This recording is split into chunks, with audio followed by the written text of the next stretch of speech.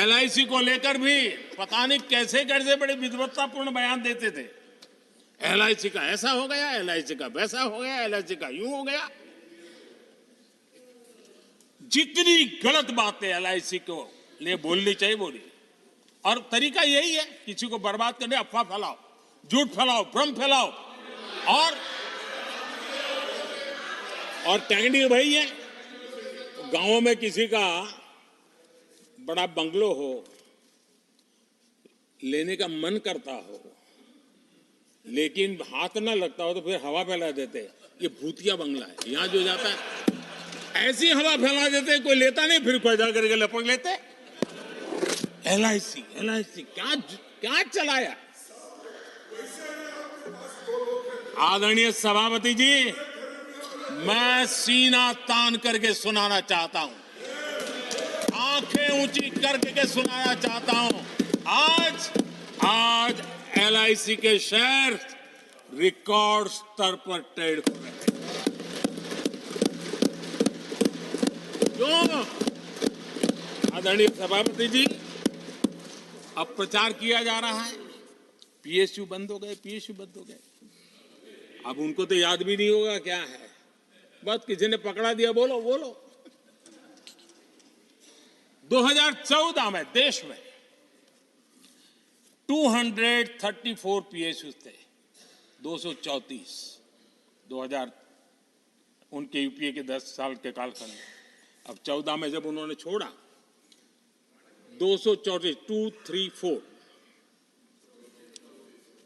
आज 254 है। 234 थे, आज 254 है। अब भाई कोई कौन सा अरिथमेटिक वो जानते हैं, बेच दिए, अब बेचने के बाद 250 हो गया। क्या क्या कर रहे हो आप लोग। आदरणीय सभापति जी, आज अधिकतर पीएसयू रिकॉर्ड रिटर्न दे रहे हैं और इन्वेस्टर्स का भरोसा पीएसयू की तरफ बढ़ रहा है। जो छोटा सा भी शेयर बाजार जानते हैं, इनको समझ आता है, नहीं समझता है तो किसी को पूछो। आप सभापति जी देखिए, बीएसई पीएसयू इंडेक्स में बीते 1 वर्ष के दौरान लगभग 2 गुनी उछाल हुई है। आदरणीय सभापति जी, 10 साल पहले, यानी 2014 4 से 14 के बीच की बात करता हूं, पीएसयू का नेट प्रॉफिट करीब 1.25 लाख करोड़ था, और इस 10 वर्ष में पीएसयू का नेट प्रॉफिट 2.5 लाख करोड़ है।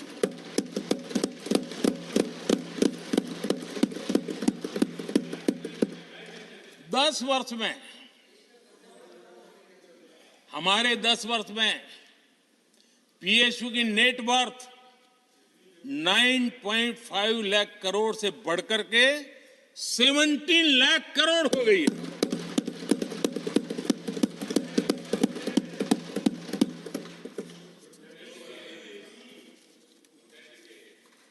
आदरणीय सभापति जी, इनका हाथ जहां भी लगता है ना, उसका डूबना तय हो जाता है, और उससे यही दशा करके उन्होंने छोड़ी थी। हम मेहनत करके इतनी बाहर लाए, इतनी प्रतिष्ठा बढ़ी है। आपको खुशी होनी चाहिए, भ्रम मत फैलाइए, बाजार में हवा ऐसी न फैलाइए कि देश के सामान्य निवेशक के मन को उलझन में आ जाए। ऐसा काम आप नहीं कर सकते। आदरणीय सभापति जी, यहां सदन में अंग्रेजों को याद किया गया। Unbecoming conduct, please continue. No please please. आदरणीय सभापति जी, इस सदन में अंग्रेजों को याद किया गया। अब राजा महाराजाओं का तो अंग्रेजों के साथ गहरा नाता रहा था उस समय, तो अब मैं जरा पूछना चाहता हूं कि अंग्रेजों से कौन इंस्पायर्ड था। मैं तो ये तो नहीं पूछूंगा कि कांग्रेस पार्टी को जन्म किसने दिया था? ये तो मैं नहीं पूछूंगा। आजादी के बाद भी देश में गुलामी की मानसिकता को किसने बढ़ावा दिया? अगर आप अंग्रेजों से प्रभावित नहीं थे तो अंग्रेजों की बनाई दंड संहिता, पिनल कोड, आपने क्यों नहीं बदली?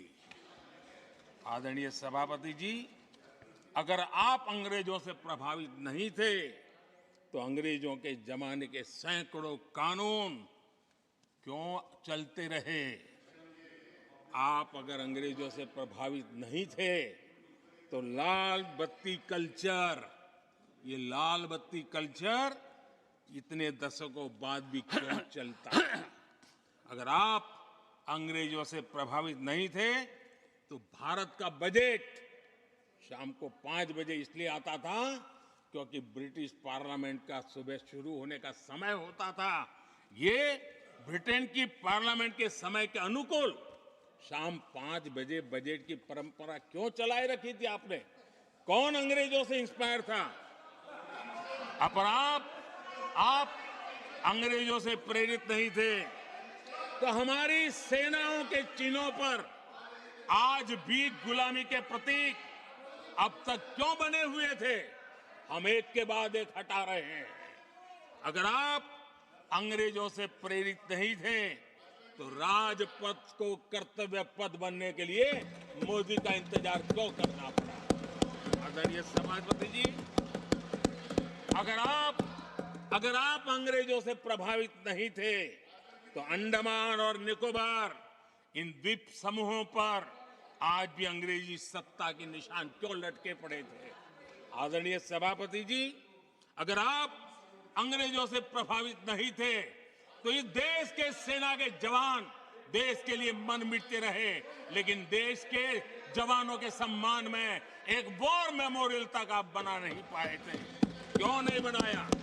अगर आप अंग्रेजों से इंस्पायर्ड नहीं थे, प्रभावित नहीं थे, तो भारतीय भाषाओं को हीन भावना से क्यों देखा? स्थानीय भाषा में पढ़ाई के प्रति आप लोगों की बेरुखी क्यों थी? आदरणीय सभापति जी, अगर आप अंग्रेजों से प्रेरित नहीं थे तो भारत को मदर ऑफ डेमोक्रेसी बताने में आपको कौन रोकता था? आपको क्यों महसूस नहीं हुआ कि दुनिया में? आदरणीय सभापति जी, मैं सैकड़ों उदाहरण दे सकता हूं कि आप किस प्रभाव में काम करते थे और देश को सुनते ये सारी बातें याद आने वाली है। आदरणीय सभापति जी, मैं एक और उदाहरण देना चाहता हूं।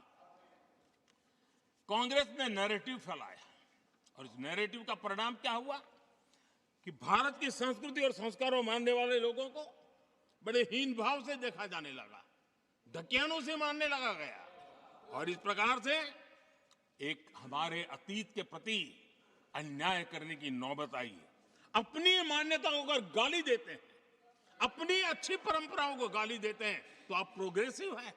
इस प्रकार के नैरेटिव गढ़े जाने लगे देश में, और उसका नेतृत्व कहां होता था ये दुनिया भली भांति जानती है।